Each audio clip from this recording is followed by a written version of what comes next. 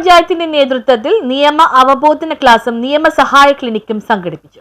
Kerala federation of woman ലോയേഴ്സിന്റെ സഹകരണത്തോടെ കുമ്പളങ്ങി പഞ്ചായത്തിന്റെയും കുടുംബശ്രീയുടെയും നേതൃത്വത്തിൽ നിയമ അവബോധന ക്ലാസും നിയമസഹായ ക്ലിനിക്കും സംഘടിപ്പിച്ചു. കുമ്പളങ്ങി സെന്റ് പീറ്റേഴ്സ് ചർച്ച് പാരിഷ് ഹാളിൽ നടന്ന പരിപാടിയിൽ Kumbalangi panchayat president Susan Joseph അധ്യക്ഷത വഹിച്ചു. കേരള ഹൈക്കോടതി judge justice Bechu Kurian Thomas ഉദ്ഘാടനം ചെയ്തു.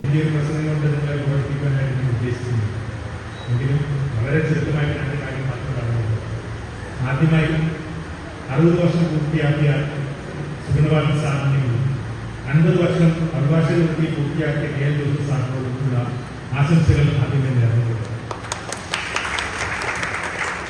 കെ. ജോസഫ് സാർ കുമ്പളങ്ങിക്കാരനാണെന്ന് എനിക്ക് അറിയില്ല. ഇന്ന് പ്രോഗ്രാമിൽ കണ്ടപ്പോഴാണ് മനസ്സിലായത്.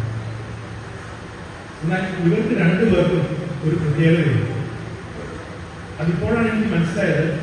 കുമ്പളങ്ങിയുടെ ഒരു പ്രത്യേകതയായിരുന്നു ഇവർ രണ്ടുപേരും കോടതിയിൽ വന്ന് കേസ് വാദിച്ചിട്ട് പോകുമ്പോൾ ഒരു ചെറിയ ഇളം തന്നെ കാറ്റ് വന്ന് പോയതുപോലെ ഒരു അനുഭവമാണ്. രണ്ടുപേരും ഒരേ ദ്വീപിൽ നിന്ന് വരുന്നവരാണ്, ഒരേ സ്ഥലത്ത് നിന്ന് വരുന്നതാണെന്ന് അറിയില്ലായിരുന്നു. പക്ഷെ രണ്ടുപേർക്കും ഈ ഒരു പ്രത്യേകത ഞാൻ എന്നും കണ്ടു. സുഗണവാദ സാറിന്റെ വീട്ടിൽ വന്ന് അദ്ദേഹത്തിന്റെ ആതിഥ്യം ഉൾക്കൊള്ളുവാനായിട്ട് സാധിച്ചിട്ടുണ്ട്. അദ്ദേഹത്തിന്റെ മനോഹരമായ ആ വീട്ടില് നല്ല ലഞ്ച് തന്ന് ഞങ്ങൾ കണ്ട അഭിഭാഷകനായിരുന്നപ്പോൾ വന്നിട്ടുള്ളതാണ്.